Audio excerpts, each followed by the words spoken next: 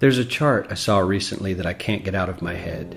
A Harvard business professor and economist asked more than 5,000 Americans how they thought wealth was distributed in the United States. This is what they said they thought it was. Dividing the country into 5 rough groups of the top, bottom, and middle 3 20% groups, they asked people how they thought the wealth in this country was divided. Then he asked them what they thought was the ideal distribution. And 92%, that's at least 9 out of 10 of them, said it should be more like this. In other words, more equitable than they think it is. Now that fact is telling, admittedly, the notion that most Americans know that the system is already skewed unfairly. But what's most interesting to me is the reality compared to our perception. The ideal is as far removed from our perception of reality as the actual distribution is from what we think exists in this country. So ignore the ideal for a moment. Here's what we think it is again. And here is the actual distribution. Shockingly skewed. Not only do the bottom 20% and the next 20%, the bottom 40% of Americans barely have any of the wealth. I mean, it's hard to even see them on the chart. But the top 1% has more of the country's wealth than 9 out of 10 Americans believe the entire top 20% should have. Mind-blowing. But let's look at it another way, because I find this chart kind of difficult to wrap my head around. Instead, let's reduce the 311 million Americans to just a representative 100 people. Make it simple. Here they are: teachers, coaches, firefighters, construction workers, engineers, doctors, lawyers, some investment bankers, a CEO, maybe a celebrity or two. Now let's line them up according to their wealth. Poorest people on the left, wealthiest on the right, just a steady row of folks based on their net worth. We'll color code them like we did before based on which 20% quintile they fall into. Now let's reduce the total wealth of the United States, which was roughly $54 trillion in 2009, to this symbolic pile of cash. And let's distribute it among our 100 Americans. Well, here's socialism, all the wealth of the country distributed equally. We all know that won't work. We need to encourage people to work and work hard to achieve that good old American dream and keep our country moving forward. So, here's that ideal we asked everyone about. Something like this curve. This isn't too bad. We've got some incentive, as the wealthiest folks are now about 10 to 20 times better off than the poorest Americans.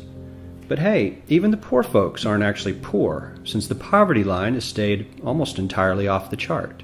We have a super healthy middle class with a smooth transition into wealth. And yes, Republicans and Democrats alike chose this curve. 9 out of 10 people, 92%, said this was a nice, ideal distribution of America's wealth. But let's move on.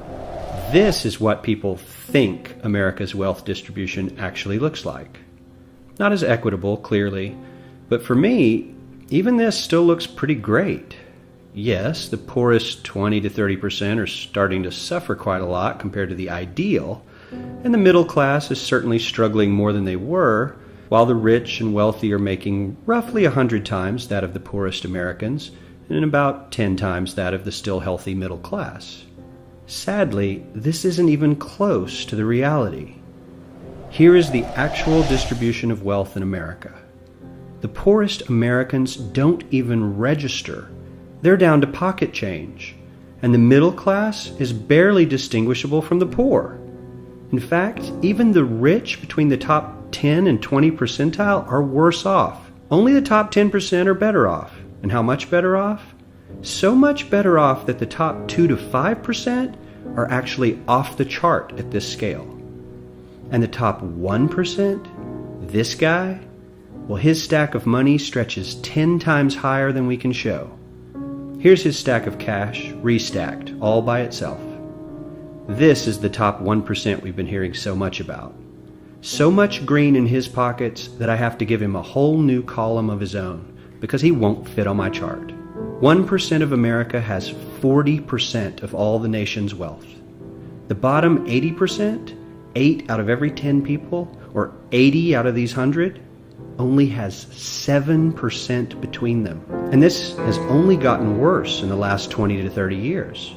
While the richest 1% take home almost a quarter of the national income today, in 1976 they took home only 9%, meaning their share of income has nearly tripled in the last 30 years. The top 1% own half the country's stocks, bonds, and mutual funds. The bottom 50% of Americans own only 0.5% of these investments, which means they aren't investing. They're just scraping by.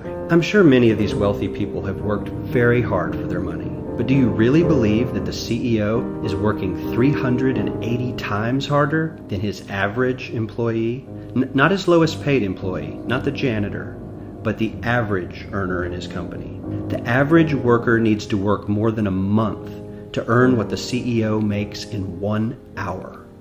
We certainly don't have to go all the way to socialism to find something that is fair for hardworking Americans. We don't even have to achieve what most of us consider might be ideal. All we need to do is wake up and realize that the reality in this country is not at all what we think it is.